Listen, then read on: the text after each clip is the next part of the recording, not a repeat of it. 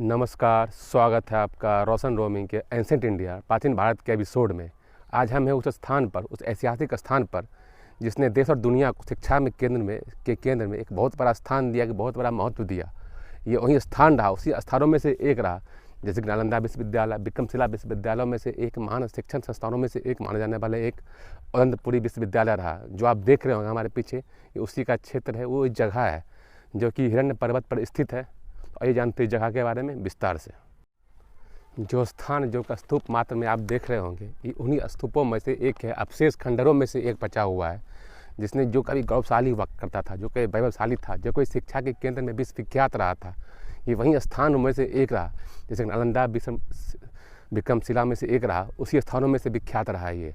और ये माना जाता है कि ये जो वर्तमान जो जगह आप देख रहे होंगे, ये आसपास, ये नालंदा के बिहार शरीफ में स्थित है, जो हिरण्य पर्वत पर स्थित है। जो कि देख रहे होंगे, ये चारों ओर जो खंडहर है, जो टूटे मात्र अवशेष मात्र है, उसी पर्वत पर स्थित है। और जो सामने जिसका मुख्य स्तूप है जो बचा हुआ है, वो उसी के कुछ अवशेष मात्र हैं। इसका निर्माण जो किया गया था, यह मुझे मिला है कि ये जो पाल वंश के जो शासक रहे, जो स्थापक रहे गोपाल, उन्हीं के द्वारा किया गया था। लगभग 8वीं से 9वीं शताब्दी में इसे किया गया था। और ये का जो निर्माण था, निर्माण करने का कहीं इसका जो प्रशासनिक नियंत्रण था, जो पूर्ण नियंत्रण था, ये बुद्धिस्ट द्वारा किया जाता था। जो बौद्ध धर्म के अनुयायी रहे, जो बौद्ध भिक्षु थे, उन्हीं के द्वारा कंट्रोल किया जाता था। लेकिन जब कई वर्षों के बाद ये मान लिया जाए कि जब तराई का युद्ध हुआ था, यानी कि 1192 ईस्वी में, जब वो मोहम्मद घोड़ी तोड़ते हुए लूटते हुए उसका सेनापति रहा या एक गुलाम रहा, बख्तियार खिलजी, उसे यहाँ तोड़ते हुए लूटते हुए यहाँ तक पहुँचा था। और यहीं से माना गया कि सिर्फ इस जगह को भी तोड़ा गया था, लूटा गया होगा लगभग 1197 ईस्वी में, तराई के युद्ध के बाद, battle of second Terai of युद्ध के बाद, जो कि 1192 में हुआ था, जो कि पृथ्वीराज चौहान में और उसमें मोहम्मद घोरी के बीच में हुआ था। अभी जगह कुछ बदल सा गया है, इसमें कुछ कब्रिस्तान बना दिए गए हैं, कुछ लोगों को यहीं पर बना दिया गया है। लेकिन जो इसका मुख्य इतिहास रहा वो वहीं रहा, जो कि हम पढ़ते हैं प्राचीन भारत के भी इतिहासों में देखते होंगे, कुछ नाम बचे हुए हैं, उन्हीं में से एक स्थान है। और इसका जो आप शिलालेख देखते होंगे, जिसका जो वास्तुकला है, जो आर्किटेक्चर है, आपको बहुत हद तक नालंदा विश्वविद्यालय से बहुत मेल खाएगा। क्योंकि इसकी ईंट, जो आप ईंटें देख रहे होंगे, वो लगभग उसी मापदंड का है, उतना ही है जैसा आप वहाँ पे देख रहे होंगे। यहाँ से जो आप व्यू देख रहे होंगे, ये टॉप व्यू है। ये लगभग 300 से 400 मीटर है ऊंचाई पर है। और इसी का मुख्य स्तूप जो देख रहे होंगे, ये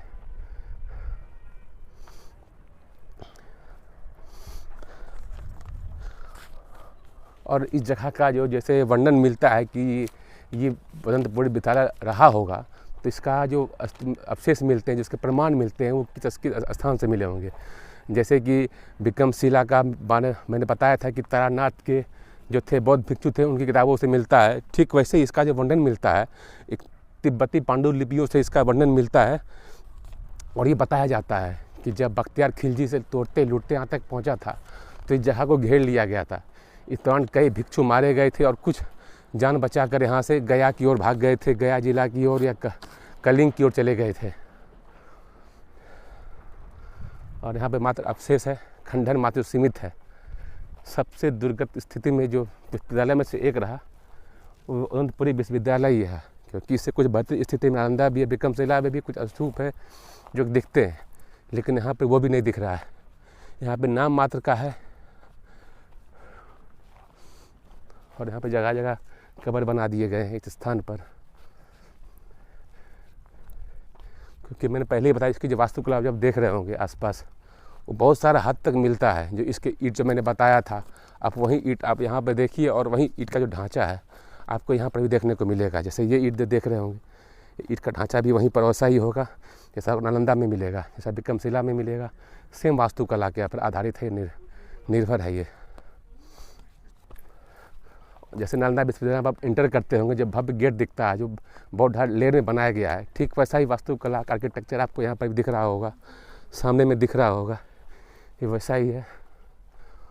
और ये लगभग आज से लगभग 1200 साल पुरानी है। उसी में से ये एक रहा जिसे बनाया गया होगा। बाद में यहाँ पे कुछ कवर वगैरह डाल दिए गए होंगे, वास्तविक रूप में जो ये देख रहे हैं जो बैठने के लिए है, ये बौद्ध भिक्षुओं के लिए रहा होगा, उनके ध्यान लगाने के लिए दिया गया होगा, लेकिन बाद में फिर इसका निर्माण कर दिया गया होगा और यहाँ पे इसे स्थापित कर दिया गया होगा।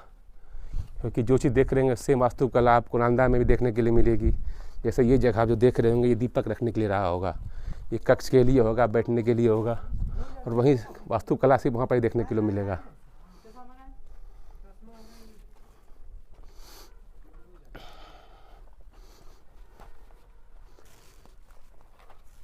ऐसा अनुमान लगाया जाता है कि सब मुख्य मतलब गेट के रूप में रहा होगा। जैसे इस तरह की जो आप देखे होंगे यहाँ पे बौद्ध की मूर्तियाँ रही होंगी, दोनों ओर ईश्वर भी और ईश्वर भी, क्योंकि ये बौद्ध भिक्षुओं का केंद्र रहा। और जैसे कि मगध में जो रहा था उस समय, उसके आसपास का एरिया बौद्ध भिक्षुओं का एक केंद्र था, बहुत बड़ा गढ़ माना गया था, उसी में से ये रहा होगा। और यहाँ पर बौद्ध की प्रतिमाएँ रहेंगी, छोटी छोटी सी रही होगी, बाद में तोड़ दिया गया होगा, जलाया गया होगा।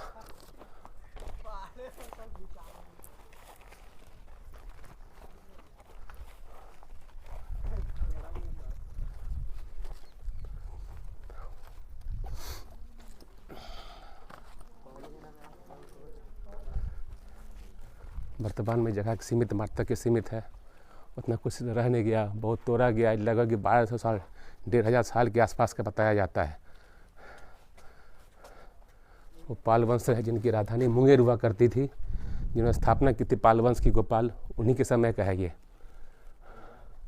और जगह जगह पर वहीं बताया था, जैसे ये देख रहे होंगे यहाँ पे बौद्ध की प्रतिमाएँ रहेंगी जगह जगह पे। वही सेम आर्किटेक्चर है जो आपको मैंने पहले बार बता रहा हूँ। जैसे वहाँ पर छोटी बड़ी प्रतिमाएँ रही होगी, जैसे ये सामने रहा होगा तो इसकी मुख्य प्रतिमा रही होगी, बौद्ध प्रतिमा यहाँ पे रही होगी, जो देख रहे होंगे इसके आकार में है। बाद में तोड़ा गया होगा, ये दीपक रखने के लिए होगा, रात्रि अध्ययन के लिए होगा, और ये प्रतिमाएँ जो बनाई गई होंगी उसी में से रहा होगा ये।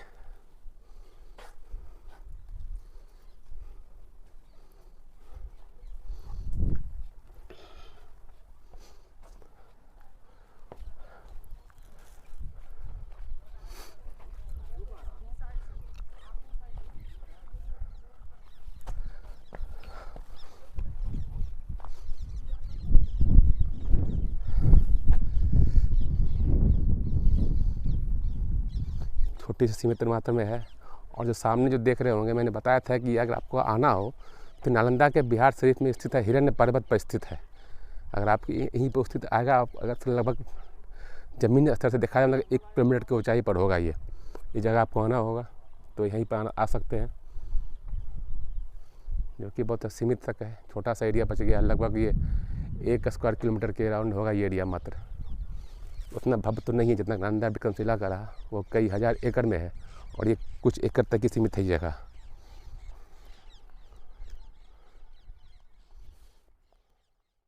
आपको ये वीडियो हमारा कैसा लगा कमेंट में जरूर बताइए। चैनल अच्छा लगा तो चैनल सब्सक्राइब करिए, चैनल पर नए हैं तो भी सब्सक्राइब करिए। आप इतिहास में रुचि रखते हैं, या वो सभी लोग जो रुचि रखते हैं इतिहास में, ये सब्सक्राइब करिए, शेयर करिए, लोगों तक पहुँचाइए। देश के इतिहास को लोगों तक पहुँचाना।